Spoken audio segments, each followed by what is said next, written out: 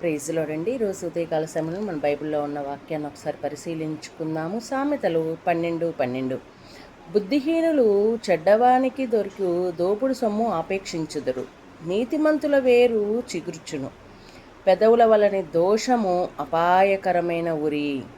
నీతిమంతుడు ఆపదను తప్పించుకొనును. ఒకడు తన నోటి ఫలము చేత తృప్తిగా మేలు పొందును. ఎవని క్రియలు ఫలము వానికి వచ్చును. మూఢుని మార్గము వాని దృష్టికి సరి అయినది. జ్ఞానము గలవాడు ఆలోచన అంగీకరించినది.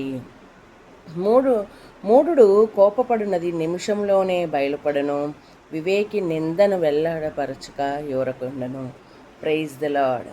ఈ యొక్క అధ్యాయాన్ని కనుక మనం గమనిస్తే దేవుడు భక్తిహీనులకు అలాగే బుద్ధిమంతులకు నీతిమంతులకు గల వ్యత్యాసాలను వచనం వెంబడి వచనం వెల్లడి చేస్తూ వచ్చారు.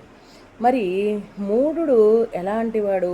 భక్తిహీనులు చెడ్డవారికి దొరుకు దోపుడు సొమ్మును ఆపేక్షిస్తారు. నిజంగా అటువంటి ఆపేక్షణ కలిగి ఉన్నాము అంటే మనం నీతి మార్గంలో ఉన్నామా, దుష్ట మార్గంలో ఉన్నామా, చెడ్డ ఆలోచనలో ఉన్నామా, భక్తిహీనుల మార్గంలో ఉన్నామా అన్నది సుపరిశీలన చేసుకోమని దేవుడి యొక్క వాక్యం ద్వారా మనల్ని హెచ్చరిస్తున్నారు. నీతిమంతుల వేరు చిగుర్చును.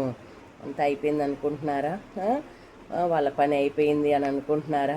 అప్పుడే దేవుడు వారి పక్షంగా కదులుతాడు. అప్పుడే దేవుడు వారి పక్షంగా నీతిని జరిగించడానికి, ధర్మాన్ని నిలబెట్టడానికి, తన యొక్క రాజ్యమును, తన యొక్క కింగ్డమ్ను స్థాపించడం కొరకు ఆయనే స్వయంగా దిగి వస్తే ఎవరు తట్టుకోగలరు? ఆయన తెరిచిన ద్వారాన్ని ఎవరు ముయ్యగలరు కదా? కాబట్టి ఈ యొక్క వాక్యాన్ని బట్టి మనం ముందుకెళ్దాం, ధైర్యంగా ఉందాం. Praise the Lord. ఆమేన్.